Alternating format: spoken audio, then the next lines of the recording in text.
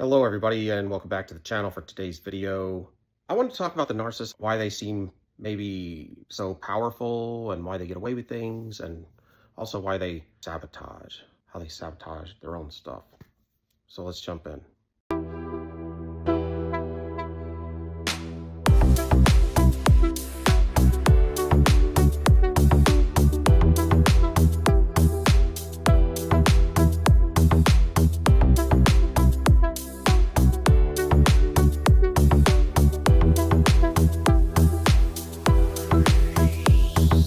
So when you're new to waking up to narcissism, you can almost scratch your head after it's all said and done, after doing several cycles or after the first cycle even, because that's enough to set you back a couple of years, just one cycle with them, a 3-4 month cycle, depending on how brutal they are.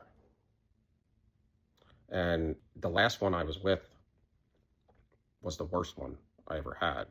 It's crazy how they can beat you down and break you to pieces and then continue after they leave to smear you and assassinate your character and just wreck you and destroy you with outside individuals.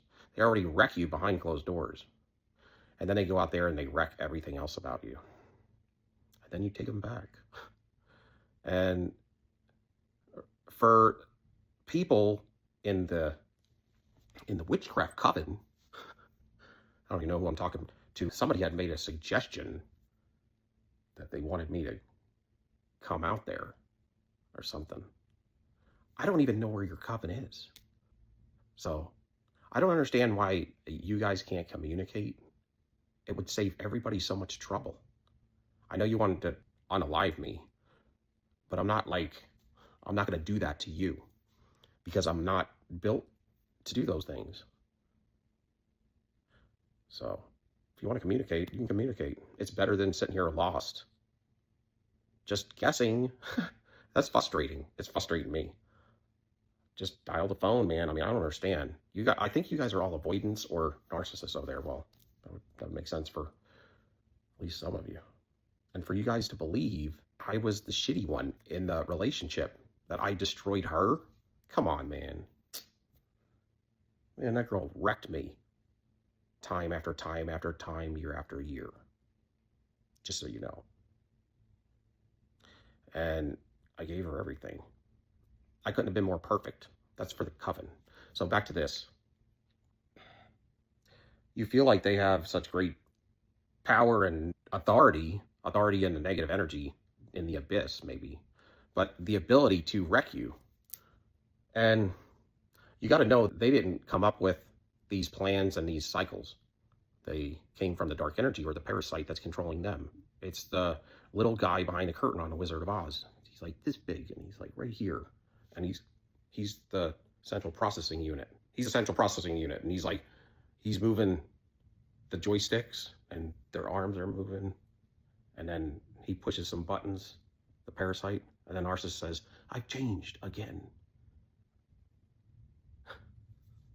And it's not like the narcissist had come up with these amazing schemes. It's the parasite, man. The narcissist is barely in there. And how does that come about is when you grow up in these types of toxic families, you're dealing with that negative energy all the time. And I think it affects your crown chakra, your brain. I feel like it. When you're dealing with that stuff on a daily basis, it's like you're kind of numb up there, and you're clouded up all the time. You're tired a lot. And I think that has a major effect on you. So that's for starters. Secondly, a lot of those people don't want you to think outside the box. They want you to think like whatever in America, whatever middle America's thinking.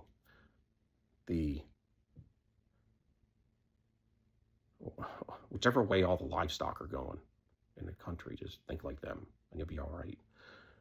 But a lot of times they would tell you when you asked them something, well, I thought you said, and I wanted to, don't think. That's what they would tell you. And those are some of the ways that a narcissist becomes a narcissist. They can be great when it comes to academics. They can learn that stuff like crazy, y'all. They're good at that. But when it comes to reality, they fall trapped to being a clone of whoever the narcissist hierarchy is. They don't think for themselves. And that's how they lose themselves. They're always trying to make that parent happy. The empath and the narcissist are both people pleasers. One's a people pleaser to be a tyrant, just like their toxic caregiver, and then the other one is trying to love them to death and absorb their energy for them to regulate their emotional field. And both are maladaptive, but it sure seems to be, to the level of the narcissist, it's fixed. It's not going to change ever. So, but they run cycles. They were taught these things, and they seem instinctive, and to some degree they are. Some of it, because I've dealt with some of it. And it is easy to lose yourself in a narcissistic household. I think it's kind of like what the Bible will talk about, powers and principalities that are around you.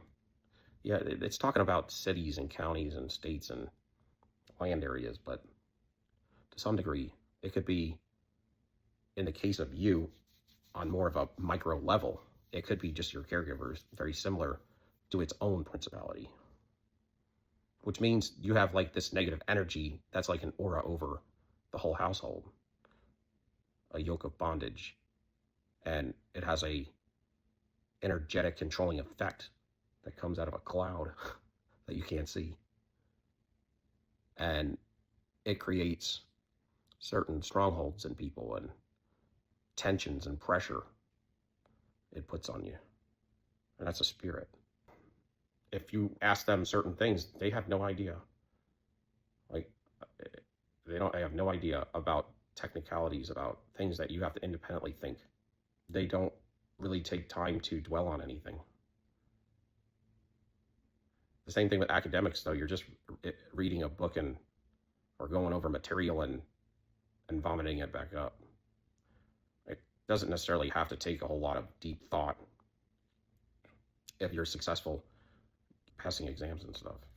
But the narcissist is like that, and they tend to go with the pack.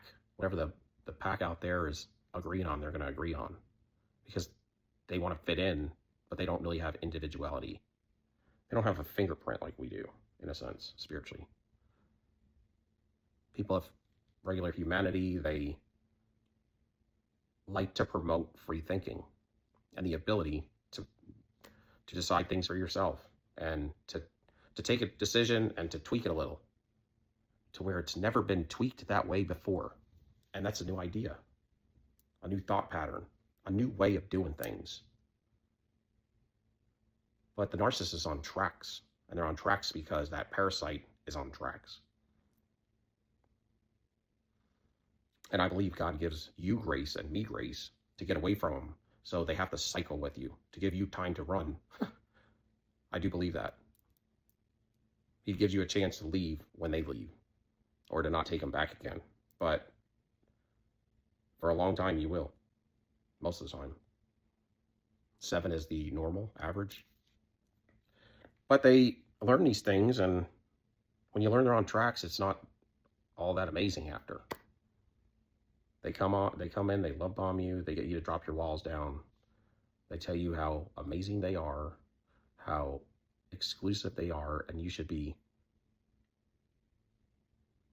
honored that they chose to be with you, and they have precious little time that they can spend with you because they're so amazing. You're just gonna have to accept that. But then you realize they're cheating on you. Then they got excuse and lie after lie after lie, and they double down on them, and they control the narrative. Every conversation comes out of your mouth, and then they will just finish it with maybe like 1 or 2 words. They're not, most of the covert type narcissists, they're not very verbal, but they're real verbal when it's time to have an altercation. The fight at the end of each cycle. Or they might just silent treatment you. They're real good at that. But they don't process a whole lot. And that's where they lose themselves. I think that becoming a narcissist takes time. Meaning it's not something, when I say that you're born, whoever you are going to be, You're born with a thought pattern that's going to lead you to who you become by that age of 18 or whatever. That who you are at birth is already, if you're going to be a narcissist, you're going to be a narcissist.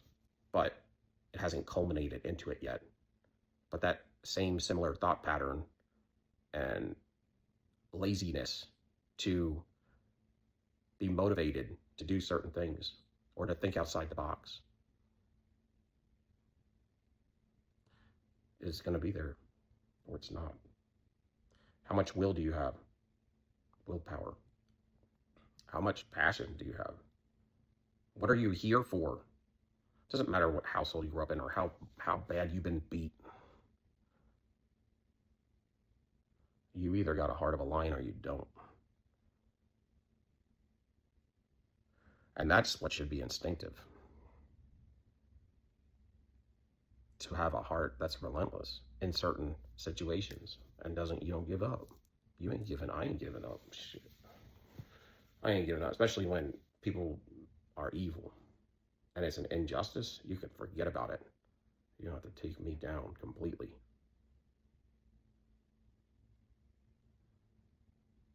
But they like to overpower you.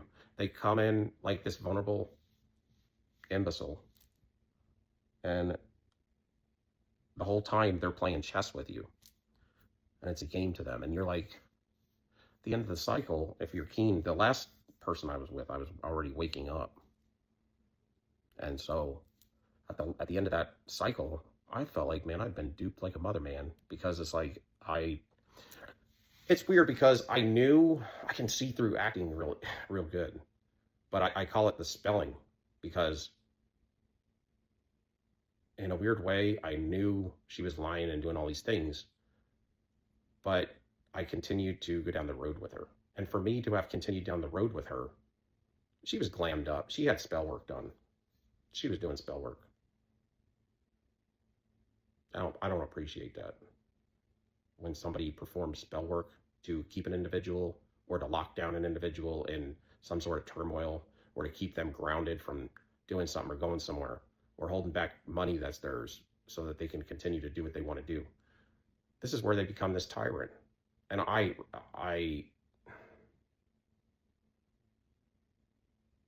hate the tyrant modality, or the tyrant personality in the narcissist. That makes me want to hate the narcissist. For you to be so pompous and arrogant that you think you can just own people and bully them around. And if not, you're going to threaten them, but fear them by destroying their life. Well, to be a dictator over them, and then to be so arrogant as to try to belittle them, to knock all their foundations out from under them. And you're able to sleep at night. Ain't that some shit? But yeah, they do run certain patterns, and the patterns work pretty well. Then they leave, they breadcrumb you. By the time the cycle's over, you're running after them. You're thirsty. Need another hit of that narc pipe. And then they get you jealous because now they're dating someone else all of a sudden, which they were dating before they met you. Stupid, man. All of this stuff just to siphon energy. They siphon energy to manifest.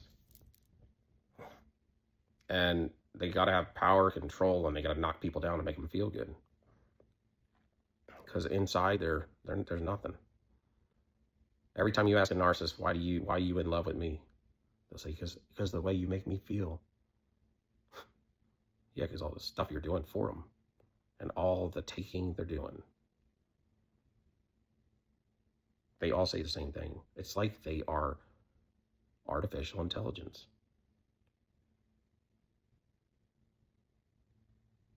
They control the narrative. They build an illusion and they draw you into it. They knock you down. They breadcrumb you. They put rules on you. They get you to drop your boundaries. They stack all of these rules and sadistic little forms of operation, one on top of another. Before you know it, you're jailed in your own house. You can't even walk to the mailbox without feeling like you're going to have an anxiety attack or something.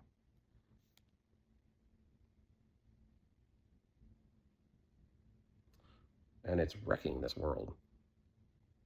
But they sabotage every relationship because they can't siphon fuel off you forever.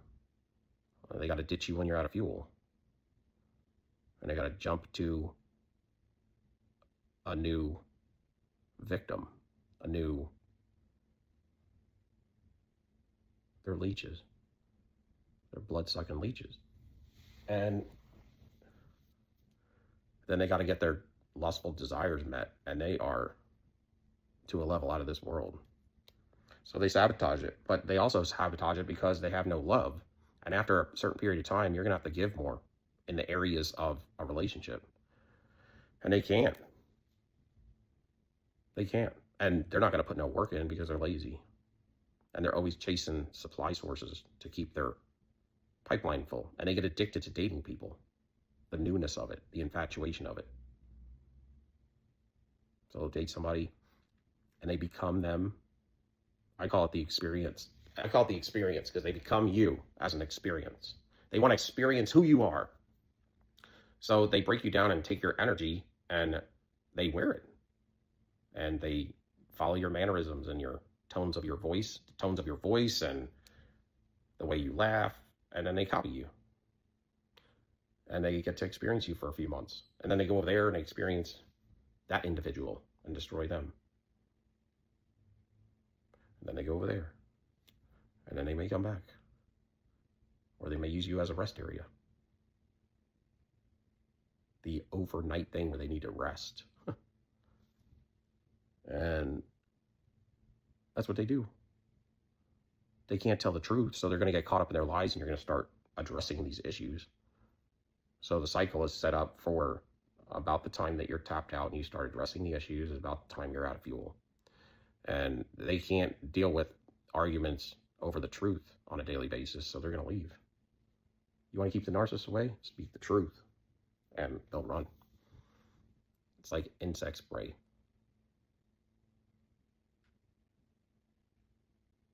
Then they come back and they tell you they've changed. God knows, man, you want to believe that because you want another hit. You want another hit, and you ain't getting it. And it feels good. Feels good, man. You get excited when you get that hit. But it don't last long. And then you become like a addicted narcissist junkie or something if you do it long enough. Thank God I didn't the last time. I did enough, and I got wrecked. I mean, psychologically, man, it's tough. That rumination, I dealt with that rumination for maybe 2 years, and that's brutal. They're stuck in your head. You're in spiritual prison. There's nothing you can do about it. That's why some people say you got to start a new hobby or jump into something. They'll switch that energy up. Get you involved in something that you really like to do, a passion. And it's true. And because they have ownership of you in their head, they just think they can come back whenever they want and just say hello, and you're going to take them back. Hey, we don't even have to discuss anything about why we broke up. You don't even know why you broke up. You broke up because you didn't trust them, and they were always lying and cheating on you, but they're not going to admit that. And the narcissist is always about, like, if you don't catch me red-handed, if you don't catch me in bed with somebody, I never did it. And that's how they are, too. It's like they could be sleeping with the neighbor next door. They don't even feel guilty until they actually get caught in bed with them by you. And then they still may deny it, unless you have, like, a photo or something.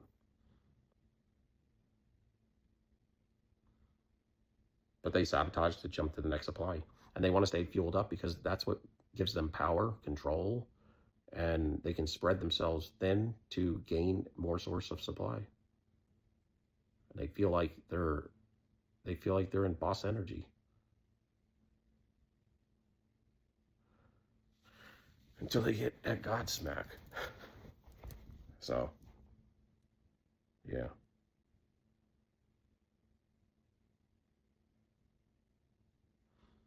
And it's weird because you kind of want to help them.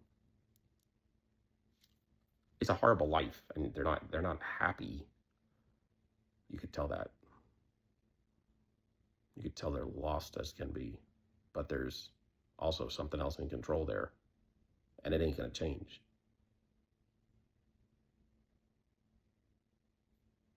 I would be interested to see what deliverance would do, because there's definitely demons in there. And if you were with them, you probably have some attached to you too. There's this 12 Hours of Prayer by Ray Ortiz of casting out all demons. And I would play that once in a while I went to bed. And I had a couple of manifestations after I'd left the narcissist for the last time. I think there was maybe something that might have been around me, but not in me. It wasn't in me. But I think there might have been an attachment from the outside of the body. And a lot of things changed after the first time I listened to that. So I would recommend it if you've been with a narcissist. And for me, I had been detached with her for about a year, and it'll still hover around because it's got plans to take you down.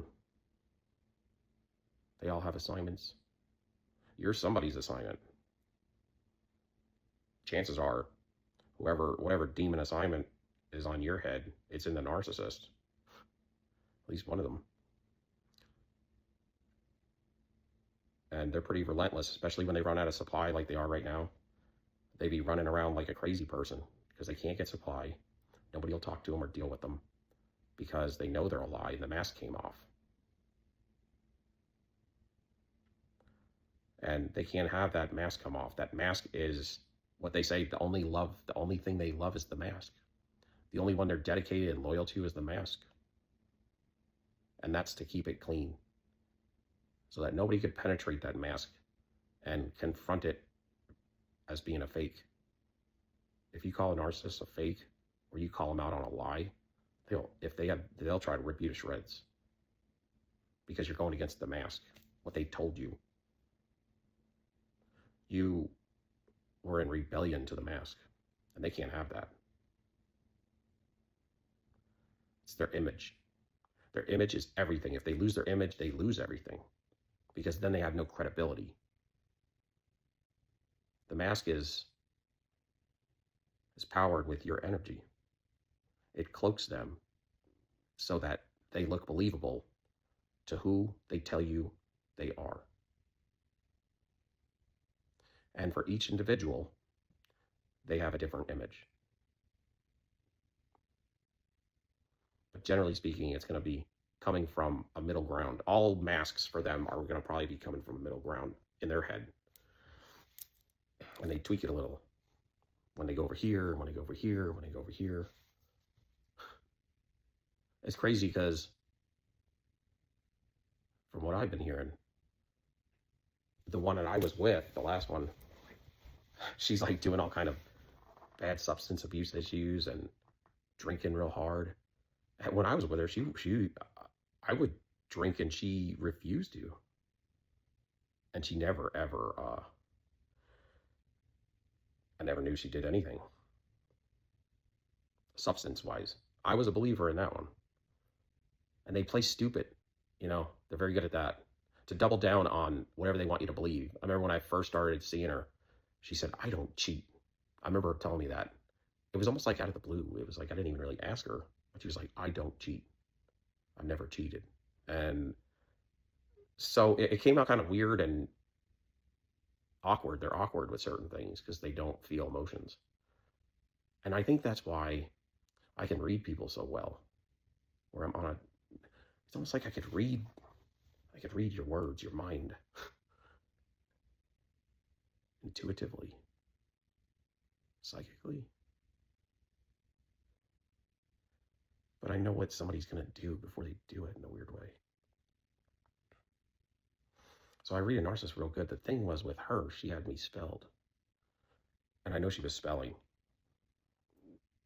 And They put glamour spells on and all that moon magic and stuff. Yeah, but two things she told me was, I don't cheat, I've never cheated, and she's the biggest cheater in the world. And the second thing that was really odd was she was going to medical school, and she told me,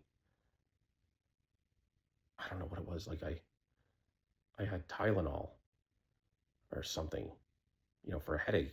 And it was almost as if I had to stop and explain to her what Tylenol was. And something like, I don't know, maybe her mom got hurt or injured or something at one point. But, you may have like a bottle of them, and maybe she was going through them pretty quick or something. That's kind of how I took it. But when the conversation was over, it was almost like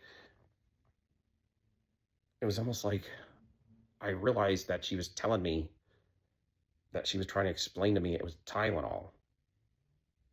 And I was like, you can't be that ignorant. And I think that she did those things to try to knock me off the pathway of whatever she was addicted to, maybe. I don't know. Her favorite movie was Pretty Woman. But yeah, I never treated her bad at all. Not once. And I never talked about her online until more recently, because I absolutely had to. Because you can't destroy me out there and be wrecking me and trying to send me to prison and steal stuff out from under me and then get me to continue to lay down. Hell no. I did that when I was in the cycles with her, and I had enough of that. You stepped on the wrong one. You pushed it a little too far. You pushed it too far, Fada. You pushed it too far. You changed me forever, for life. And I'm glad for it. Ain't nobody stepping on my toes like that. I'm still a nice person. But don't push me too far. I will protect myself, because I know what it's like to be in a dark, dark dungeon. And that's what I was in after she left me, each and every time, and broke me down for a time. Deep depression for years. And then she wants to accuse me of being an evil person to her. You got to be kidding me. I took care of her too well. That's what I regret. I shouldn't have been so nice to her. I was too nice to her, but look what she got next. Boy, that guy wrecked her down to the damn dungeon herself. Hers sounds worse than mine. Way worse. In fact, I don't know if I've ever seen somebody wrecked so quickly and so badly. All y'all, but her. Whew. When you walk right with God, man, he will be relentless about taking care of you. And as much as I used to say it, I didn't believe it like I do now. I am firmly planted here to make a difference in this world we live in. And that is what I am going to do. Thank you for watching. Until next time, Soul Joe.